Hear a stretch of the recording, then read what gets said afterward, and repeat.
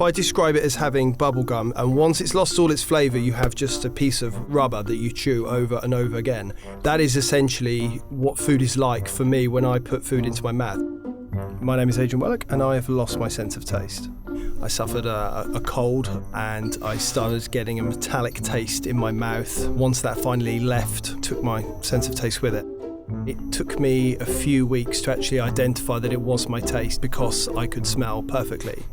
I only eat foods now which spend very little time in the mouth. Because I don't extract any flavour, the idea of a chocolate bar or a steak where you would chew it in order to bring out the juices and the flavours of it, there's no enjoyment from it. So I find myself eating very light foods like salads and rice. And also I use the advantage of adding herbs in order to make the smell sensation quite enjoyable.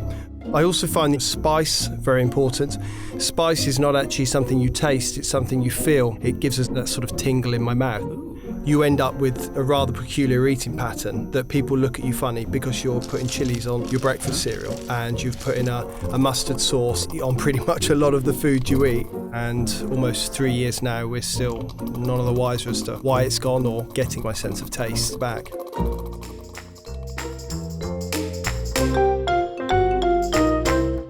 It's like my world is washed out, and I see fewer shades of color than most people do. So normal people see 1 million colors.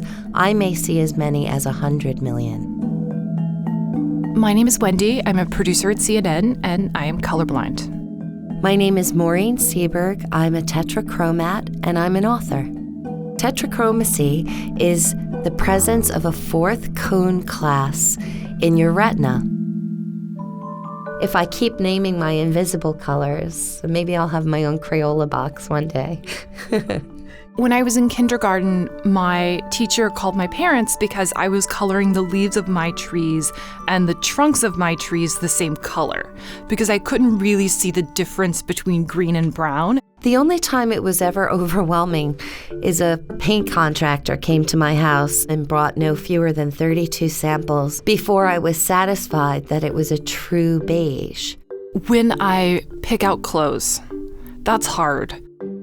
I have been known to buy the outfit that the mannequin is wearing because I know that goes together. You don't want to go clothing shopping with me because the salespeople tell me, but it matches, and I can only look at them sympathetically and keep looking.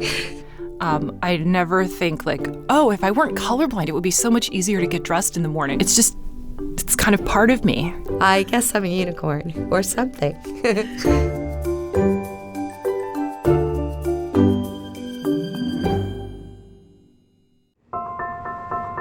I started painting music just because I would try to explain synesthesia so many times. It never quite made as much sense to describe it verbally. So I thought it would be best just to put it on canvas just because I've always been an artist, and it made it much easier for people to be able to understand it. My name is Melissa McCracken, and I am a synesthetic artist.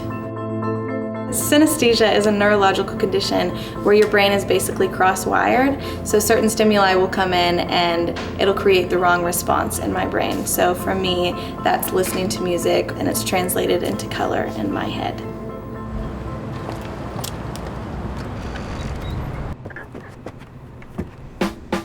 I'm going to paint Superstition by Stevie Wonder. I love the song Superstition just because it's dynamic and funky and just fun and expressive. Whenever I start a piece, I have to listen to the song first to even know what kind of colors I'd like to use. There are some songs that I hate that I like the way that they look a little bit. Like a lot of pop music can be pink and purple and, just all these fun, bright colors, but the song's not that good. So one or the other, I appreciate it somehow. You kind of really have to be in the right vibe to be able to paint. If you're not in the right vibe, you're not gonna make anything good. I think the prettiest genre of music is jazz music. I love blues and golds and whites, and it just seems very pearly and iridescent a little bit.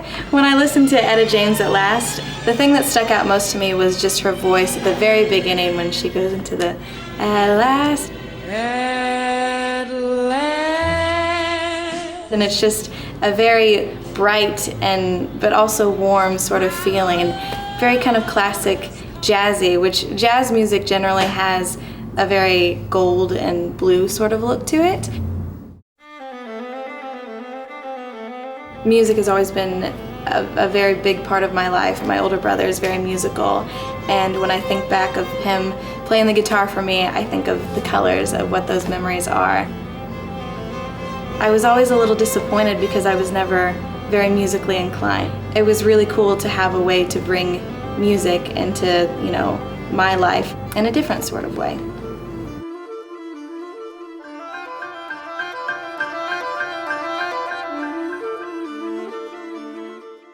What is synesthesia? Everybody who has it experiences it in different ways. So I asked a handful of people from around the world about their experience. So somewhere in my brain, the senses get mixed together. When I experience one, I'm also experiencing another that is completely unrelated. What do you mean? I color code numbers in my head. So ever since I was a child, I was able to taste words. If I'm in physical pain, I experience the pain in color and shape. Sounds, melodies, and in fact soundtracks also has a color to me. So what sort of associations would you make? The number 3 is blue. Number 3 is light blue. 3 is yellow. Number 6 is a flirty woman. 4 is green, 2 is red, 42 is green-red. That's my favorite number because I like the colors red and green together. But wait, it gets weirder. For example, I love Flashdance songs. She's a Maniac is blue one for me, but What a Feeling is yellow. The word people tastes like meatballs in tomato sauce. Violins as navy blue rectangles moving from right to left. The word English tastes like a slice of lemon. The sound of a banjo tastes like Oreos. Crazy, right? But a life without it? My life without synesthesia. I don't want to imagine. More empty. My life would be a lot more bland. The world would be very flat and not as colorful. I would be bored. Smell. We know when it's good, and we know when it's bad. But there's a woman in Scotland. I'm Joy Milne. Who can smell the unsmellable. My nose went on fire. Joy Milne is the only known person who can smell Parkinson's disease. I have an extremely sensitive sense of smell. I can smell it mainly on the forehead and the back of the neck.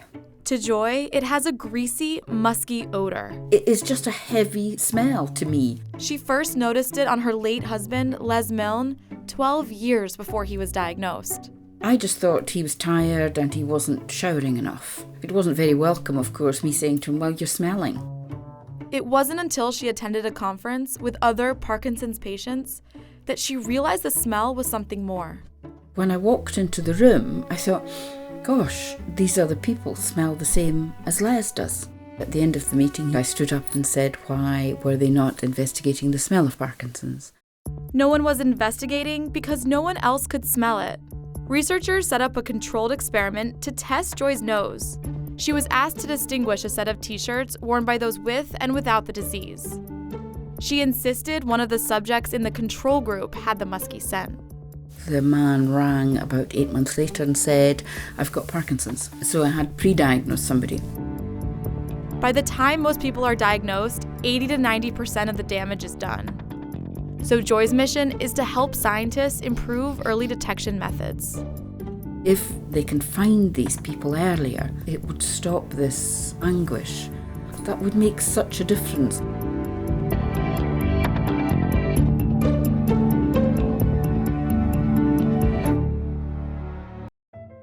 So there's a direct correlation between taste and sight. You see something that looks delicious, your mouth begins to water. You see something sour, you pucker. But what about sound? As it turns out, sound has a direct effect on how your food tastes. Oh, I'm hungry. This concept is being studied by Professor Charles Spence. I'm an experimental psychologist and a gastrophysicist. The research is in 2 parts. Part 1. We've found that, on the one hand, people match music and instruments and pitches of sound to different tastes and flavors in food and drink. So listening to a musical scale, you might say, this Twizzler tastes like an A note, and these pretzels taste like a G note. And part 2, if we then play matching music that kind of corresponds to what you're tasting, you can use that to bring out and actually change people's experience of sweetness, of flavor in the food and drinks that they are consuming. Just like you can pair wine with cheese, Spence says that you can pair music with wine.